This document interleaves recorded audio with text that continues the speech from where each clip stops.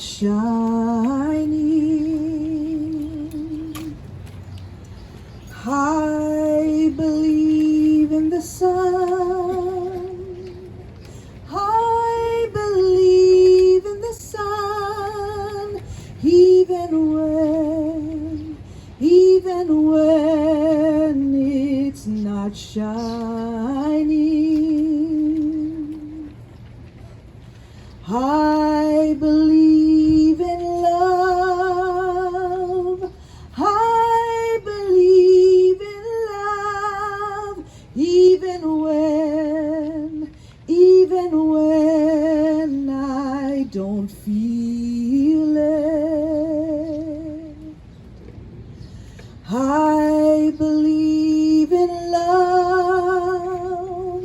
I believe in love, even when I don't feel it. I believe in God.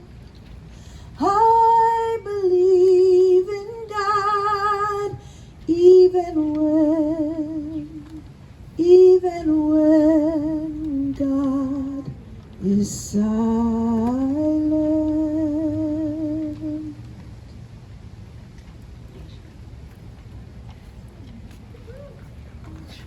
Hello, everybody. Welcome. My name is Bill Oberfield. I'm one of the co-conveners of the Interfaith Council, along with Susan Elliott, who could not be here tonight. This vigil is sponsored by the Interfaith Council of Southern Delaware County in coordination with Ceasefire PA and Heeding God's Call. The Interfaith Council represents more than 20 faith communities. Our mission is to cultivate relationships of trust and solidarity among religious leaders in order to enable a public witness that draws upon our deepest religious values. Next is Reverend Lydia Munoz, whom you just heard from, the lead pastor of Swarthmore United Methodist Church, who will explain why we are gathering. Thank you. Thank you for coming together on once again. It seems like we do this all too often, but that's okay because that's what people do when we gather. We have to find a way to, one, comfort each other, to two, cry with each other, and three, to protest with each other. How about it, huh? To demand change and to demand that just we not stay with our prayers. Listen, I'm supposed to tell you to pray. Supposed to tell you to pray a lot. Well, yes, but I actually want your prayers to have feet. I want your prayers to have vote. I want your prayers to have phone calls. I want your prayers to have texts. I want your prayers to have letters. I want your prayers to make some noise. And that's why we're here. That's why we're gathering. Because we're gathering to lament, we're gathering to pray, and we're gathering to protest. Because our kids, our babies, they deserve better. Nuestros niños necesitan nuestra protección. Our children need our protection. It's up to us. And our children should not have to be practicing and become experts at active shooter drills. They should become experts at playing soccer and math and science and writing and all the stuff that we know to be fun when you are a kid, not to be in fear and trauma every time you think of going to school. So that's the purpose why we gather here. So, although I am not a Quaker or part of the community of friends, we are all friends here. And so I'm going to invite you to hold a moment of silence in the Quaker tradition, where we just hold the silence and let that be in our midst for just 30, 40 seconds.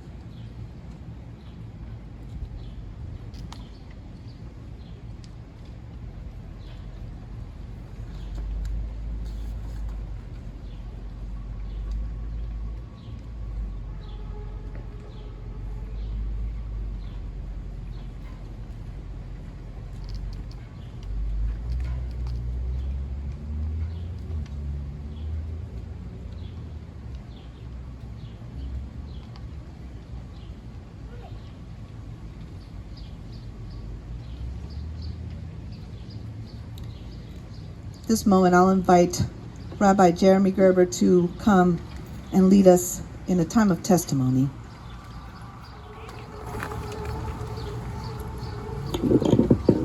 Good afternoon, everybody. I'm very proud to be here with my interfaith ministerium colleagues across our different religions and traditions.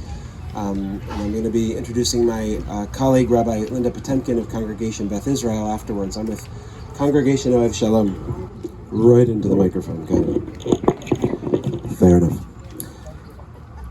So we are here, as Lydia said, Reverend Munoz, to process our grief, to try to figure out what to do with this feeling of powerlessness and just tremendous sadness, partly because of the 19 beautiful young children who were killed in Uvalde and the 2 teachers who died protecting them, but so many attacks.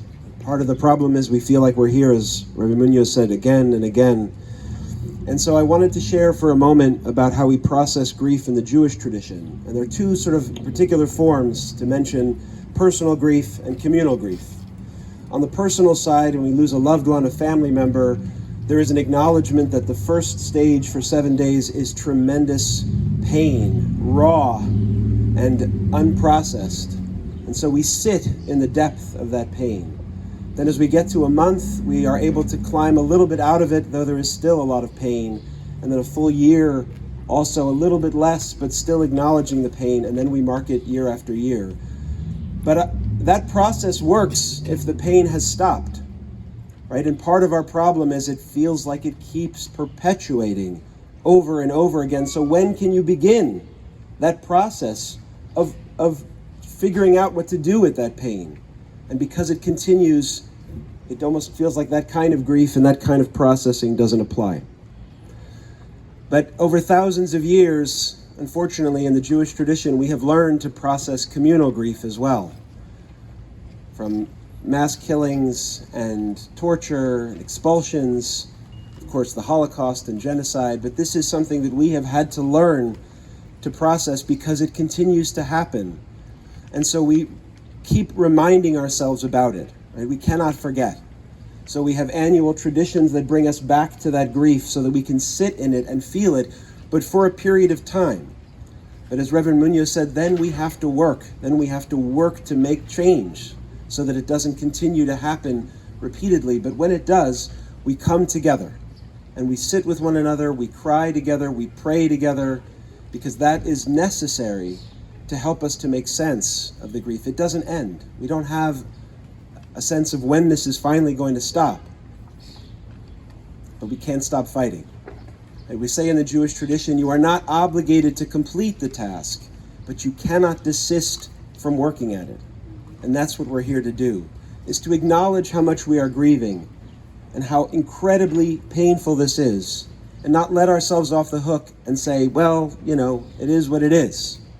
It's not normal. This can never be normal.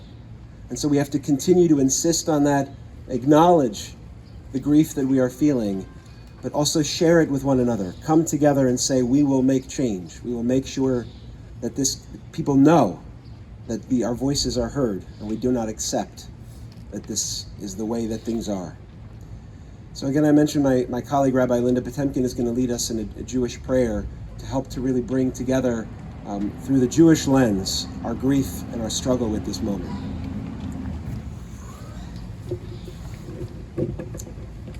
Good afternoon. As Rabbi Gerber said, I'm Rabbi Linda Potemkin. I serve Congregation Beth Israel of Media, along with Rabbi Nathan Martin. I'm a proud member of this Interfaith Council and a member of the leadership team of FUSE, the Fellowship for Urban-Suburban Engagement. I echo Rabbi Jeremy's message from our Jewish tradition that teaches us that we must take time to mourn. Life teaches us that it's hard to heal what you will not let yourself feel. And our faith tradition counsels that we must work with grief. We must work with the grief, through the grief, in order to heal, that we must heal, that we must not succumb to despair, that we must always find hope.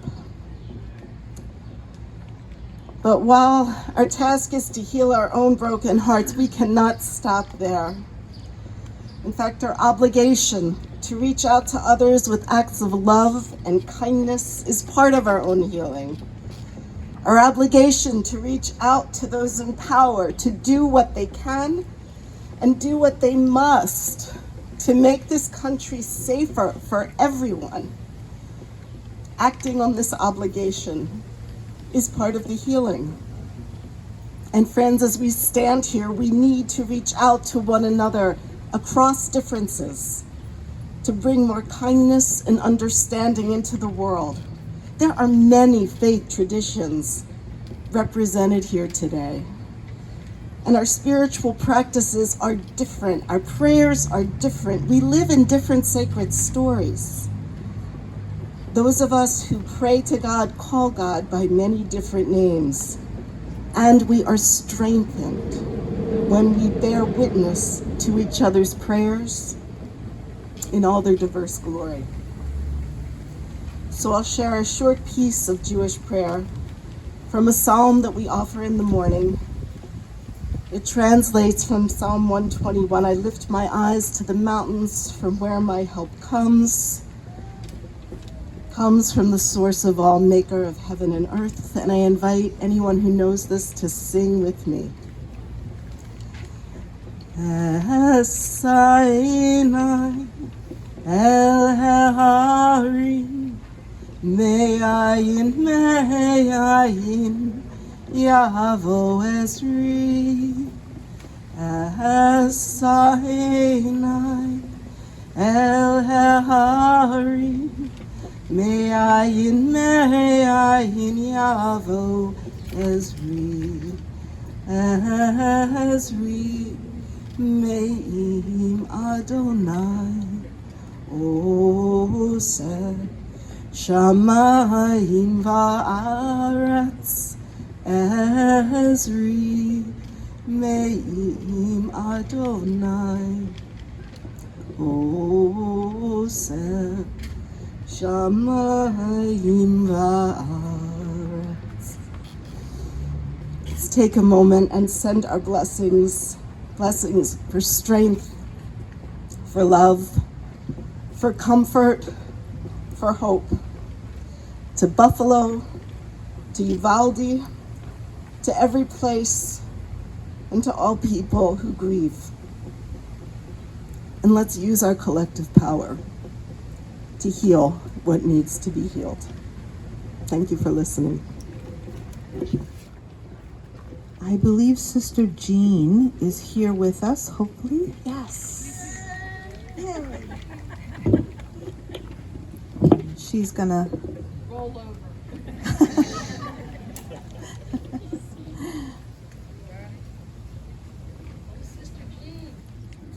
My throat's a little raspy, and my hearing's not the greatest, but I want you to hear me, and I want to hear you. Okay? Is that a deal? Okay, here we are again. as our friends have already said, answering the call to be instruments of peace and justice. Is that correct? Yes, it is. I'm Sister Jean. I was born in Philadelphia, raised in Chester, from a multicultural, multiracial, multi-faith family, and I'm a member of the Sisters of St. Francis of Philadelphia.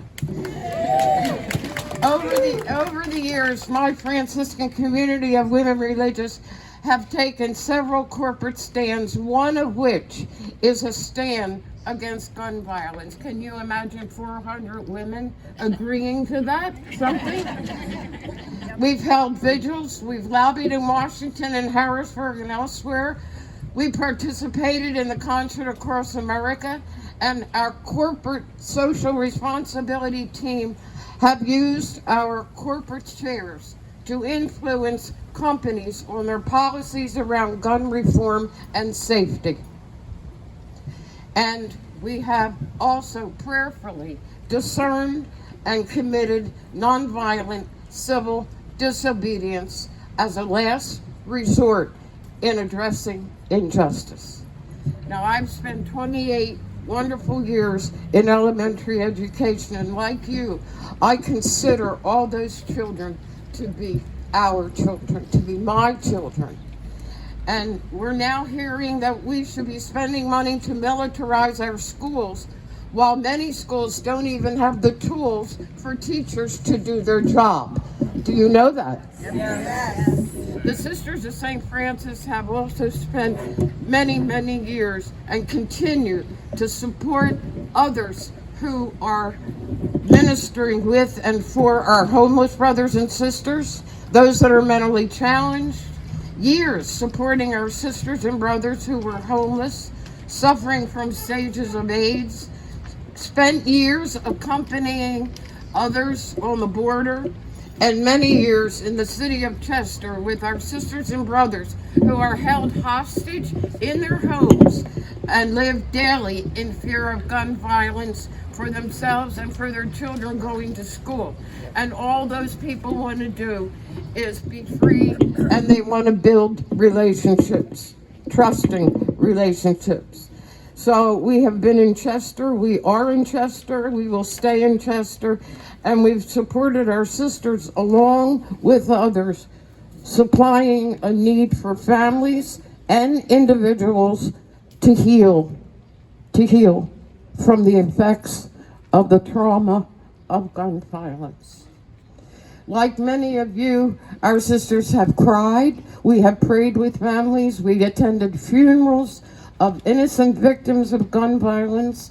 Like some of you, we have helped individuals and families move from grief to action. We've joined other congregations of women and men to speak truth to power. We wrote reams of letters, made phone calls and texts, and protested the lack of action taken with our representatives to end violence of all kinds. And so tonight, we come here, like you, with mixed emotions, feeling like our hearts will explode in moments, feeling deep sadness, frustration, and feeling anger. We come here knowing that 300,000 plus kids from kindergarten to 12th grade have been exposed to gun violence during school hours since the Columbine shooting in 1999. Every elected leader who has refused to stand up to the gun lobby and act has blood on their hands. Yes, they do. We need elected leaders who will put the safety of our children first, or we need to replace them. That's right. Remember, I'm hard of hearing. And like you, we are weary of hearing debates and excuses rather than solutions. And for the first time in 62 years of joining my sisters in addressing injustices, I do not know what more to do. I can't believe that after 62 years, I don't know what more to do. Do you? I don't know what more to do. So I ask you, I just have two questions and then I'm finished. Do you consider it our collective call and mission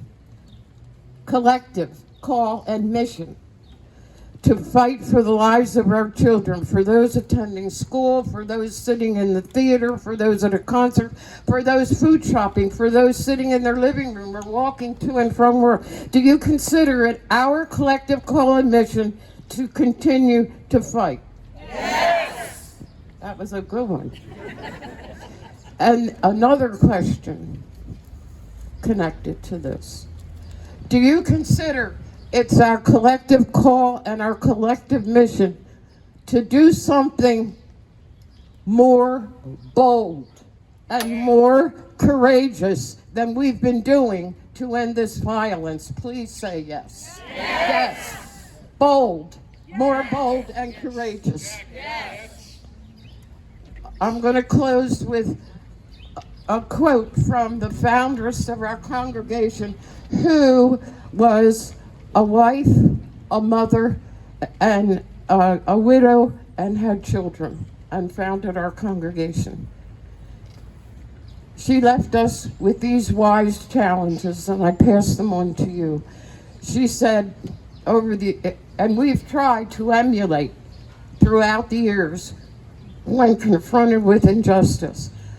This is what she said: no risk, no gain. And she said, courage, dear sisters, and courage. Now, I'm going to say to you, because I can hear her saying it to you. I can hear her saying it. She's saying it to all of us here today. No risk, no change. And then she says to all of us here, courage, dear sisters and brothers. Take courage and act today. Thank you for listening.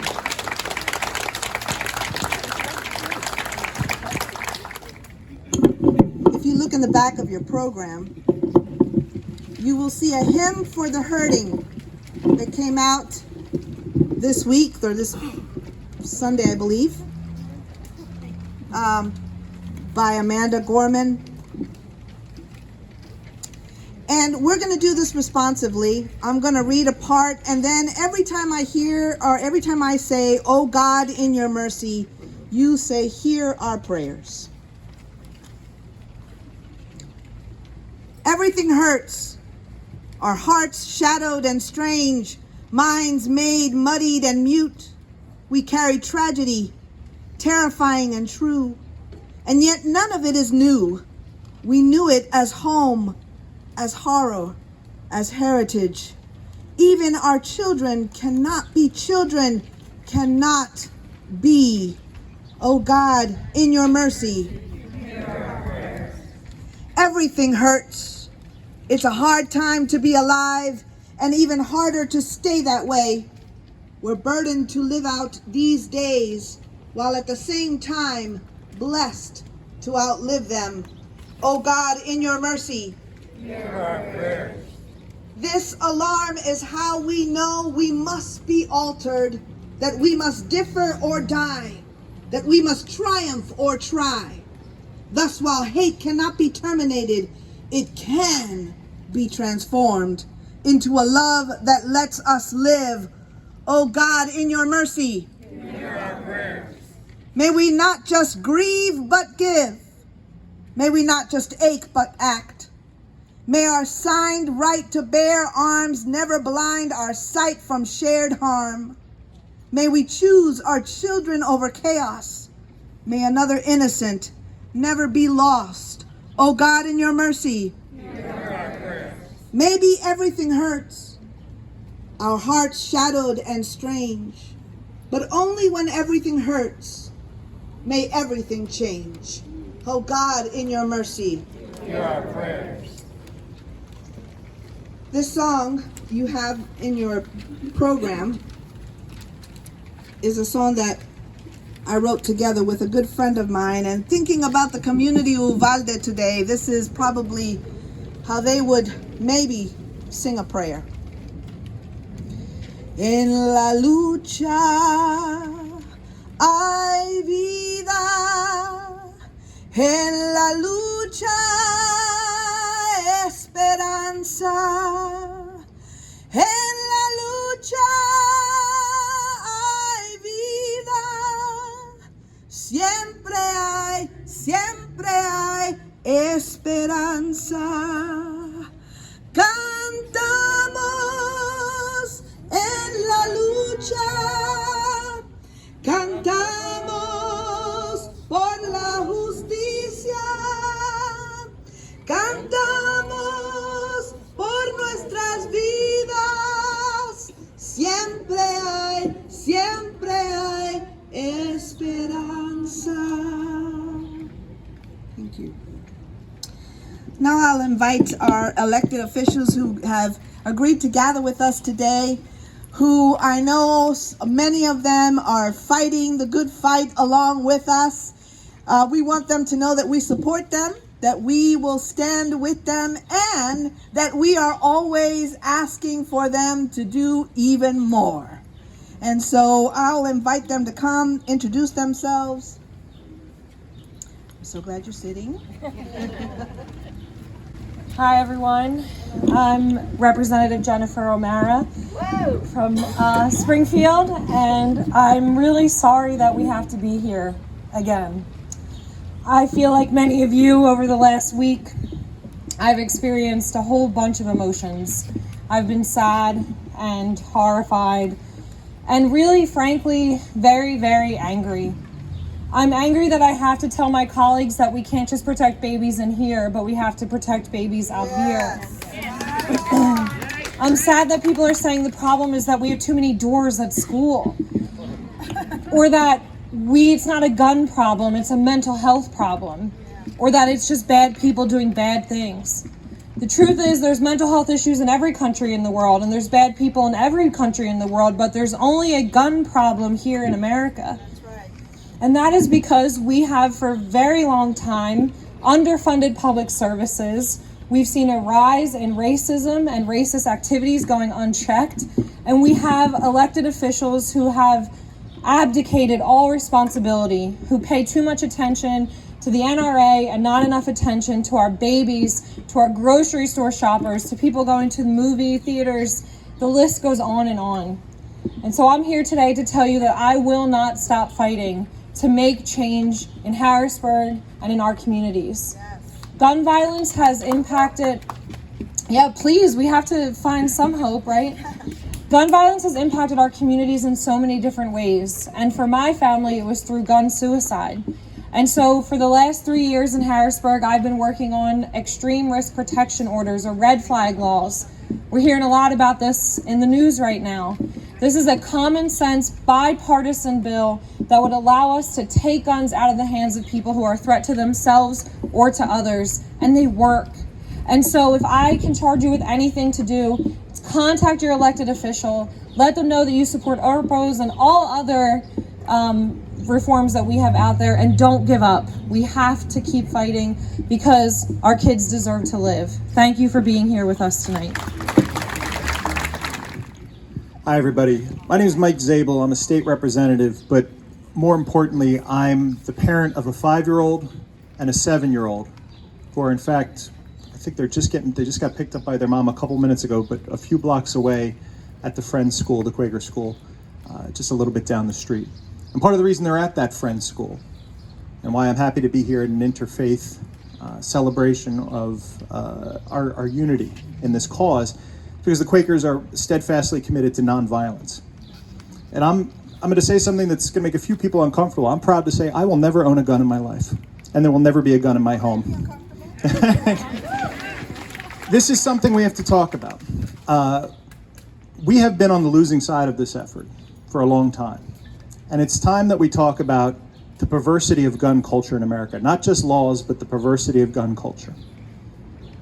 Here are some facts. If you own a gun in your home, you're more likely to be shot by a gun.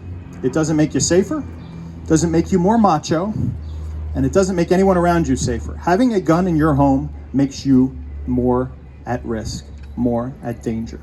And we have to talk about that. We have to talk about the culture, not just the laws. I'm going to talk about the laws in a minute, but the culture of gun ownership in America is fundamentally perverse and warped and needs to change.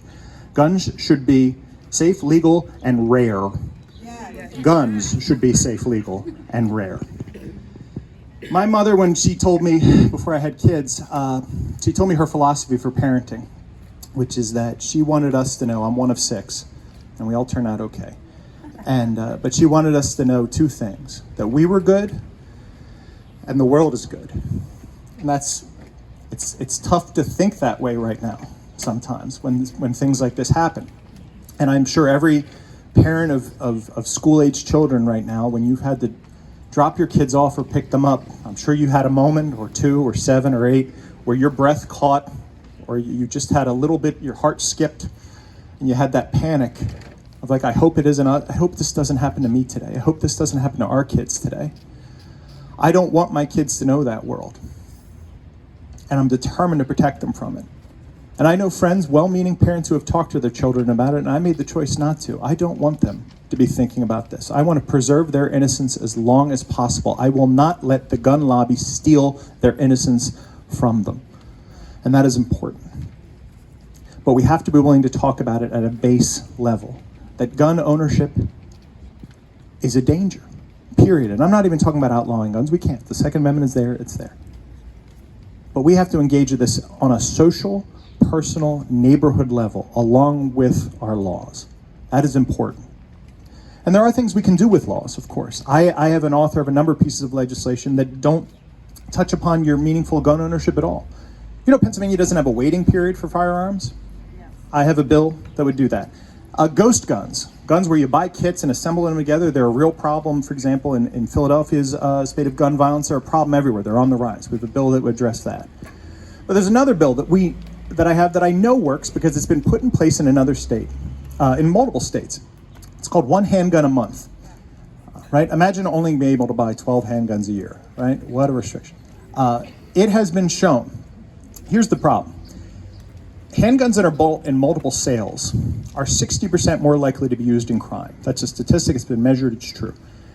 And guns that are covered illegally at crime scenes, or illegal handguns that are recovered at crime scenes, 25% of them are bought in multiple sales. Well, why does that work? Because here's what illegal handgun traffickers do. Pennsylvania is a state where it's supremely easy to buy handguns, and you can use them and you can buy straw purchase them. In fact, there's a shop in Collingdale it was the 7th highest gun sale shop in the entire state of Pennsylvania.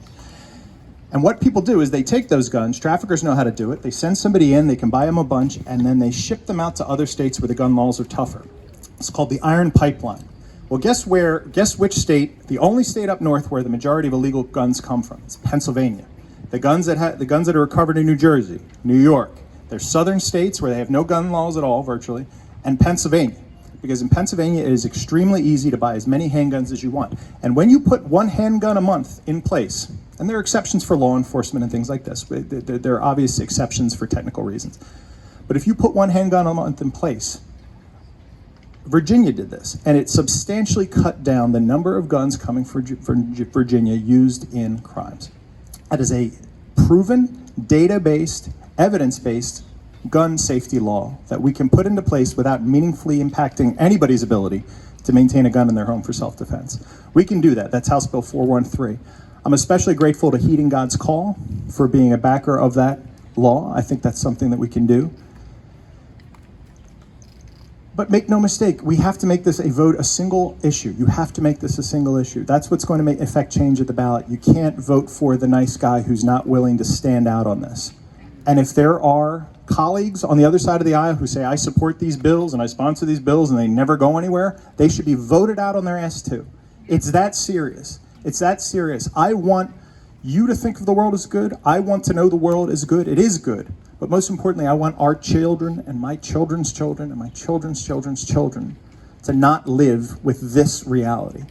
And as Attorney General Josh Shapiro said a few days ago, it doesn't have to be this way. It doesn't have to be this way. Thank you. And now I'd like to turn it over to Congresswoman Mary Giscam. Thank you, and thank you to the Interfaith Consortium for bringing us together tonight. Like all of you, I'm sickened by what we've seen with the gun carnage in the U.S., and I'm sick to death of it. Whether it's 19 children and 2 teachers slaughtered in an elementary school last week, or 10 people murdered in a grocery store the week before, or the 15 homicides on the streets of Philadelphia over Memorial Day weekend. This has got to stop. I appreciate the comfort of our faith community and in bringing us together in prayer, but as a couple of the speakers have mentioned, we need to match that prayer with works. And thank you, sister, for your call to action. I'm really, really frustrated by those who profess prayers but do not match their works with prayer, who in fact, to the contrary, show by their actions that they value gun sales more than they do American lives. And that just has to end. I am unwilling to say this is the way that America has to be. I'm more unwilling to tell our children that this is the way America has to be, because it doesn't. We know that there are constitutional laws that can protect people and make our world safer. They've been passed in various forms in different states, and they've been passed around the world. As Jen mentioned, we are the only country that has this problem, and we have this problem because there are too many guns in the hands of too many people. It's not about being pro-gun or being anti-gun, it's about being anti-gun violence. And if we can't come together on that as a country, then God help us all, okay? But so here's some of the things we can do. Look, I'm in Congress because in 2018, we voted in a gun safety majority in the House of Representatives, okay? There is a whole bench of moms demand action, moms in Congress now. There's people we have voted repeatedly to close some of these background check loopholes. They're just waiting for Senate action. And we know that about 1/3 of the gun sales in this country do not have background checks. We know that over 3 million gun sales have been prevented because people have been prevented from buying guns with background checks. So we know there are things that we can do that will work. It's you who are going to make it happen. It's your activism. It's your support to get people registered, to get people out to vote, to tell elected officials that they have to act, that the time of thoughts and prayers alone is over. Okay.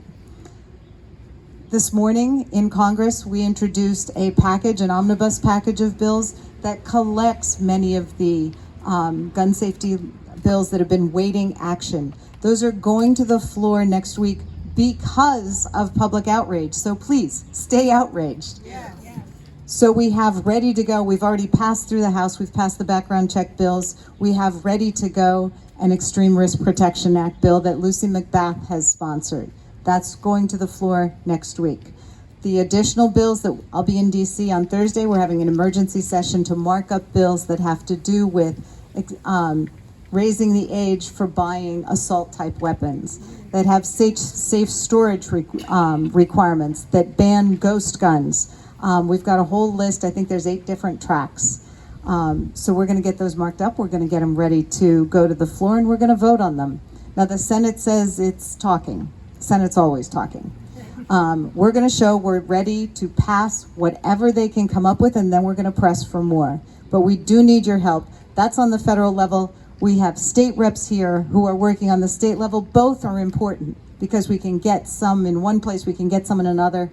This is a long-term effort, okay? We didn't get here overnight. There's been erosion of responsibility over the years. There's been erosion of the meaning of the Constitution because of an all-out assault on our Supreme Court over what is the meaning of the Second Amendment.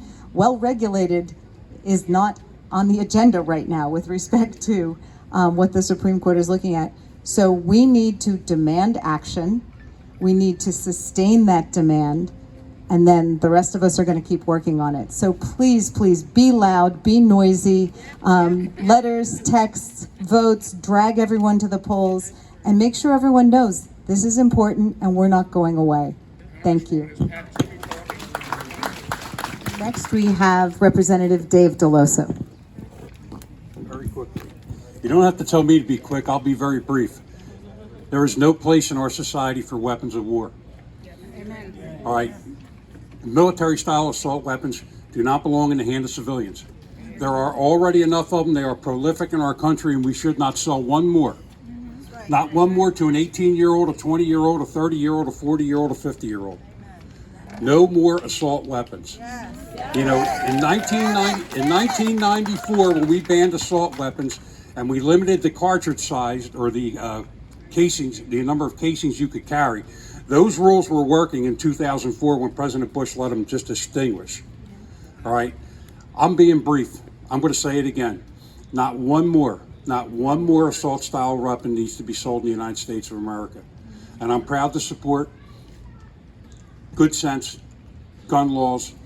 Your Democratic delegation here at the state of Pennsylvania, we're doing our best. We're doing our dead level best. Mario, I love your sign, Spiner, Resign. The same applies to the guys on the other side of this that don't. That we got to run them out. All right, everybody, make sure you vote. Thank you for having me. Oh, and now State Representative Gina Curry. Hello, everyone. Good evening. I just want to say that when I look into the face of the young children who are standing in front of me, and he's smiling, thank you. It upsets me, but most of all, it angers me deep in my heart and my soul that there's not a lot that we're doing right now to protect them.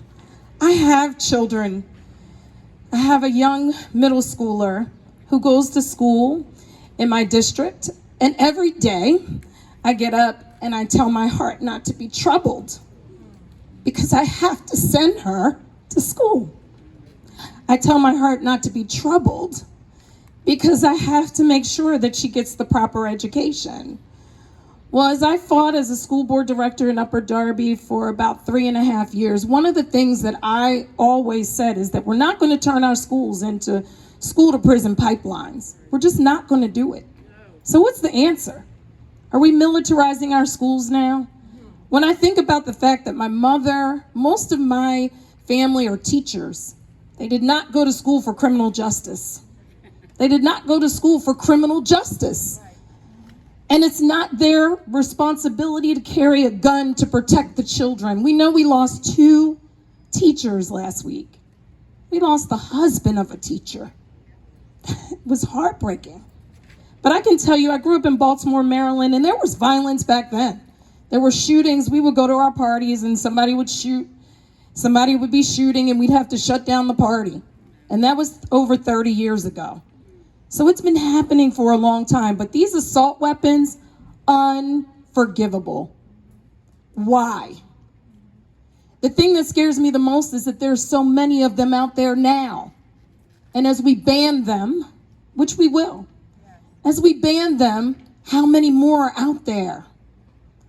And so I just encourage us all today, let your heart not be troubled, because it says it. This is an interfaith community right here. I read that word. Let your heart not be troubled, but be courageous and have that faith. I know many of my colleagues got up and said, thoughts and prayers. We're tired of thoughts and prayers. I'm still praying because I'm thinking about what that word says to me. And there is faith in it. And we're going to continue to do this work to stop the violence. Thank you, Gina. My name is Jack Dolcemor. I'm the District Attorney of Delaware County. I got into law enforcement as everybody else in law enforcement in Delaware County did, to protect the public. It's getting harder and harder for us to do our jobs because there are simply, as the other speakers have said, too many guns in the wrong hands of too many people.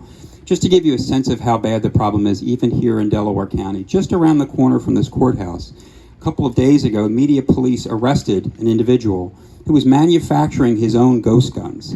He had both a 3D printer and he was buying kits to make firearms that had no serial numbers, that were untraceable, and he was test firing them in his apartment using a silencer. That should not and cannot happen in a civilized society, and we need our policymakers to step forward and give people in law enforcement the tools to put a stop to this. I do want to give you a sign of hope, though. Those of us in Chester law enforcement, those of us in elected office, those of us have working in the community together over the last 2 years have made a real difference in the city of Chester. Last year, with community collaboration, law enforcement was able to bring the homicide rate down in Chester City by 38%, and we dropped the shootings, the number of violent shootings that happened, by 44%. And those numbers are continuing this year because we're not giving up. But what it shows is the power of collaboration. And we have to take that message to our representatives in Washington and the other side of the aisle in Harrisburg as well. Because they have to realize that our country means nothing if we can't act, if we don't have a government that protects everyone's safety when it comes to stopping the slaughter of our children in our own school buildings. Thank you very much for all you're doing to make a difference. And I'm going to turn this over to my friend, State Senator Anthony Hardy Williams. Thank you. Good evening, everyone. And I want to thank the organizers of the event. And it's particularly important to me. Because I will tell you that I'm not going to give you comments on policy. I'm a state senator from Philadelphia and Delaware County, and I'm not going to talk about that. I'm going to talk to you about the anguish of being 65 years old, and for most of my entire life, I've had to live in a community where I could hear a gunshot on a daily basis. It didn't start with Columbine. And I grew up in a neighborhood where you could leave your door open for most of the time up until about 9 years old, when guns got into Southwest Philadelphia and were part of the gang community. And they took a life of my friend who was 14 at the time with a handmade gun, and at 9 years old I had to discover what death was by a gun. The fact that this country is now waking up to the perilous space that we occupy as a nation, be very clear. I'm appreciative that we're here in prayer. But I grew up in the civil rights movement. Prayer led our movement, but it prepared us for very specific things. A fight. I want you to understand that I'm not a violent person, but I don't run from a fight. And we can't just sit here in silence tonight and gather amongst ourselves and go home. We have to go home angry about not just what happened in Texas, but what has happened in this country. This country is being splintered down the middle by people who want to take us back to the 1920s. The epidemic of violence that we see in this country is directly tied to those who want to put a gun in the hand of someone who's not mentally tarnished, but is evil, angry, and denies the right of all Americans. That's what this moment is about. I want you to understand something, that I'm a Baptist, so we're loud. I apologize for that. But we motivate ourselves because the energy that we have has to last us 6 more days till we come back to a place of prayer. That means all the indignities, all the betrayals, all the denials, all the bad things that happen have to last us 6 days. So this is our first day of our fight. Not just our prayers, and I'm saying, I went to a Quaker school too, by the way. Not just to my Quaker friends, but because being a pacifist does not mean that you can't be an activist. Doesn't mean you can't rise up out of that chair, just as my friend's sister rose up out of that chair, knees and all, struggle to get to the podium, and embrace us with the energy that's required. Understand something, the majority of Americans, 90% of Americans believe in gun laws. Why is it 50 people in the U.S. Senate can occupy the majority of Americans in fear? Because we haven't fought enough. We haven't fought enough. If we can elect Barack Obama, when everybody told me, I can't even pronounce the man's name. When he first started, Barack, who? Right? And then, of course, we all had our little stereotypes of what that meant. Is he a Muslim? No, he's not. Is he an angry black guy? Not really. Is he an American? Absolutely. Does he believe in his country? 100%. If we collectively, I don't know how many out here didn't vote for him, but if you didn't, you were silly. I can't not imagine that no one out here didn't believe at that moment when he was elected wasn't inspired by that. So if he's left us with a legacy that says, you can elect me, and by the way, I can deliver health care, when everybody else couldn't deliver health care, we can win this fight. We can win this fight. We just have to believe we can win this fight. That means tonight when we leave here, to start the conversation at the dinner table, and my wife will get sick of it. Your cousin will get sick of it. Your husband will get sick of it. Your child will get sick of it. I hope they get sick of it so they talk so much that they can go to school the next day and start talking to school. You know, my mom, my dad, my uncle, they're making me sick. What are they talking about? Guns? What should we do? Write to the president, write to Congress, and by the way, write to everybody who has not voted for gun reform. That's what we got to start doing. So while we will end in prayer and peace, people will be much quieter than me. I'm proud that I stand in defiance of the silence. I want us all to say collectively, what are we going to do? Fight. That's an awful weak fight. What are we going to do?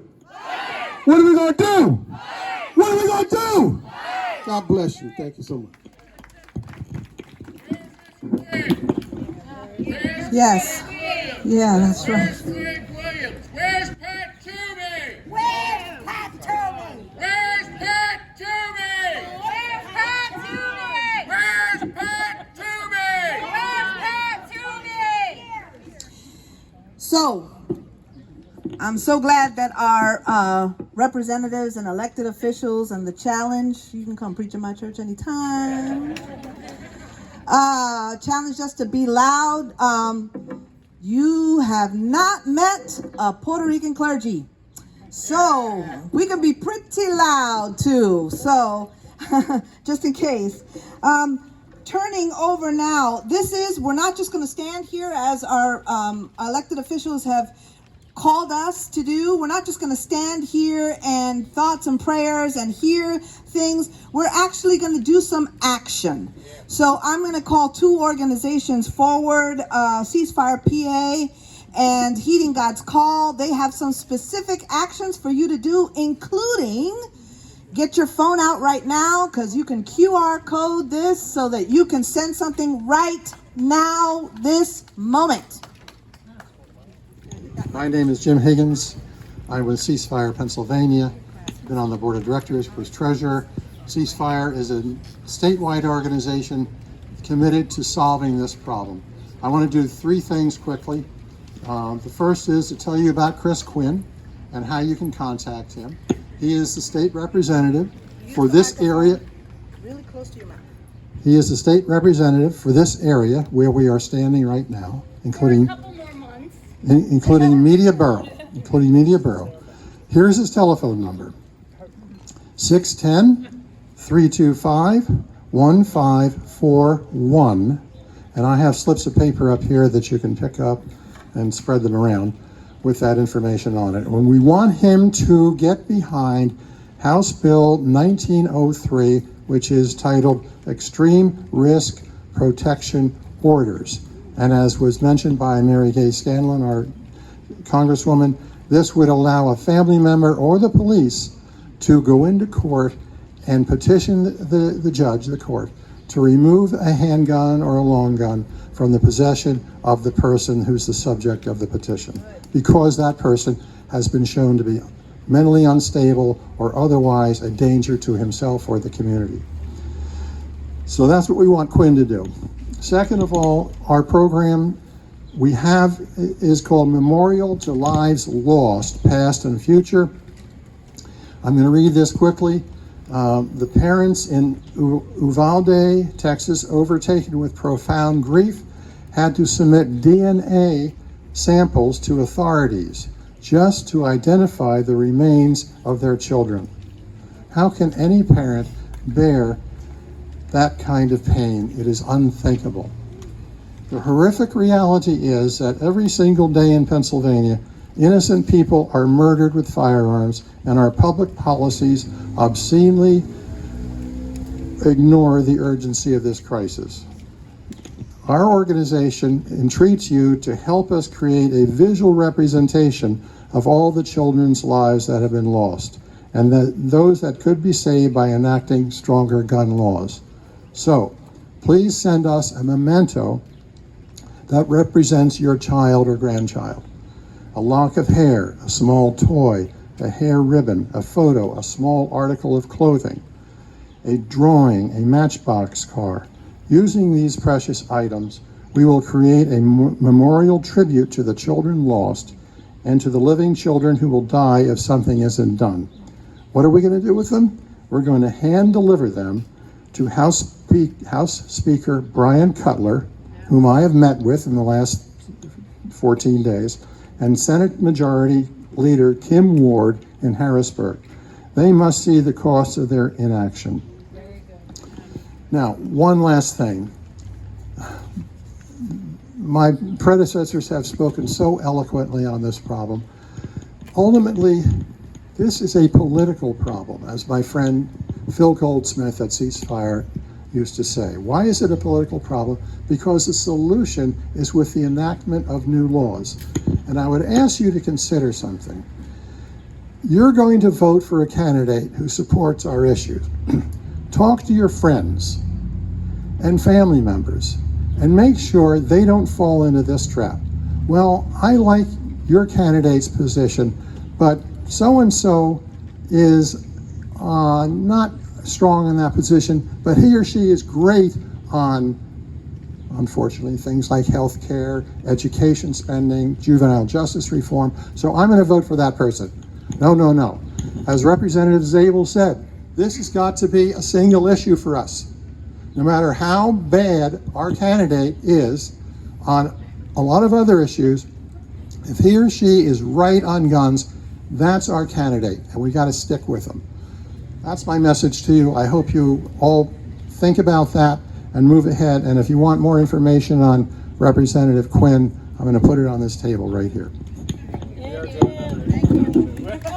So hi there, folks. I'm Brian Miller. I'm Executive Director, co-founder and Executive Director of Heeding God's Call. Heeding God's Call to End Gun Violence. We used to just be Heeding God's Call, and Gene and some other people said, well, God's got a lot of calls. Which one? So we're about ending gun violence, not preventing gun violence, ending gun violence, because we believe as people of faith that we can't take the short stop. We need to go for the mat. And that's why we're out to end gun violence. And you'll see here an example of what we do. Although nice to see you. These t-shirts, they're actually, I hope you've all seen the Memorial to the Lost somewhere or another. If you haven't, then talk to us and we'll get it at your church or your synagogue or your mosque. It has an amazing effect on people. And it also opens space, and wherever it is, whether it's a church or a synagogue or a mosque, to talk about the issue of gun violence. And we find that when it's there, people sitting in the same pew that have been sat next to people for 15 years, but never talked about the issue of gun violence, finally talk about it. When they talk about it, they find that they feel the same way that all of us here do feel. And if that happens, that's two more people to add to the army, if you will, that is being created to change things in this country. Now, we've heard a lot of talk about assault weapons. My brother was an FBI agent who was shot and killed in Washington, D.C. in a massacre of 3 law enforcement officers back in '94. And that's when I got started doing this. I was raised Presbyterian, but I lost the faith for many years. And it was when Mike was killed that I found how much I needed it, how much I needed God to be with me. And that's when we started talking about getting the faith community involved. And for many years, I was in charge of a group called Ceasefire NJ for New Jersey, secular group. But we did all sorts of things in New Jersey. And New Jersey, as a result, has relatively good gun laws. No assault weapons, no buying a bunch of guns at a time. You got a 2-week waiting period by law. A background check is a real background check in New Jersey. Now, I'm not bragging about New Jersey, I live in PA now, but the point is, if they can do it in New Jersey, we can do it in Pennsylvania. Yeah. And what we need to defeat is a sense of defeatism here. When I talk to people about, in Philadelphia and elsewhere, about legislation, gun legislation, they all go, No, it won't work. It hasn't worked so far. Well, that's what they told us in New Jersey, the exact same thing. And we just stuck at it, and we got it done. And then once we got it moving that direction, then it picked up speed, and we got more and more done. And that's the sort of thing that we have to do here in Pennsylvania. Thank you. So I'm a person of faith, and I'm going to assume that all of you are as well, because you're here at an interfaith gathering. The thing that is missing most from the gun violence prevention movement, such as it is the American faith community. Every other national social movement for change in American history, I don't care what it is, say slavery, suffrage, civil rights, unions, have been led by the American faith community. It's not true in this one. And one of our big global goals at Heeding God's Call is to be a little spark with people like you to get it changed and to get the faith community involved. So if you're people of faith, most of you probably have a church or a synagogue or a mosque. And my message to you is go talk to the people in the pew, find out where they are, and get your pastor or your rabbi or your imam not to ignore the issue, not to think it's too controversial, not to worry about somebody on the governing board is going to keep them from raising money, but take it to them and say, this is exactly what God would want us to do. And if they think about it, they'll know that that's exactly the case. Now these shirts here are, the memorial's much larger, obviously. It's for 160 people, Delaware County people, who've been lost to gun violence in the last 3 years, 160. It doesn't have to be this way. I heard that before, and it's absolutely true. Now we have here letters. If you wanted to sign some letters to legislators, they're nicely packed together for your 5 legislators. All you got to do is put your contact information at the bottom and sign it. We'll collect them, take them apart, make sure they get to the right legislator. We're trying to make it as easy as possible for you. And there'll be cards. If you want to find out more about what we do or be a member or do stuff with us, we would love that. But I'm really pleased to be here today, and thank you so much, Lydia, for putting this together. It's a wonderful event. And I hope you all leave here with faith in your hearts and faith that you're going to carry into your place of worship and make things happen. Thanks very much. So I know that we're, see I'm loud. I know that it's hot and it's, we've been standing for a while, but you know what? Parents were standing all day waiting for news for their kids. And families stand all day waiting to hear about their loved ones. And so a little bit of standing, a little bit of sweat running down my back is not a bad thing at this moment in solidarity. And also in solidarity, this is what I'm going to call us to do. Ashley is going to come from Delco Resist, and she is going to introduce herself and speak a little bit about the organization. But as soon as she's finished, we are going to be human bells. We're going to speak the word Uvalde 22 times. And we're going to speak the word buffalo 10 times as you light your candle. Thank you, Pastor Munoz, and everybody who's here today. My name is Ashley Dolcemor. I'm a member of Delco Resist. A lot of you here know the work that we've done because you've shown up at our events, and we appreciate that greatly. And unfortunately, a tragedy brought us together today. As today approached, I felt intense sadness and an extreme amount of anxiety. I don't think I am alone in saying that I was never going to feel ready for today. Just as no family or community is ever ready to experience such a traumatic loss of life. Losing a loved one, especially in such a violent manner, leaves a permanent scar on your heart.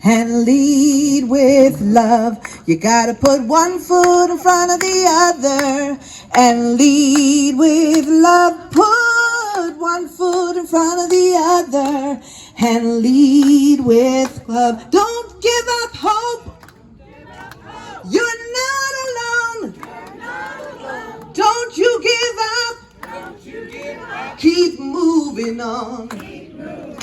Well, you gotta put one foot in front of the other and lead with love. Put one foot in front of the other and lead with love. You gotta put one foot in front of the other and lead with love. Put one foot in front of the other and lead with love. I know you're scared. And I'm scared too. But here I am, right next to you. Oh, you gotta put one foot in front of the other and lead with love. Put one foot in front of the other and lead with love. You gotta put one foot in front of the other and lead with love. Put one foot in front of the other and lead with love.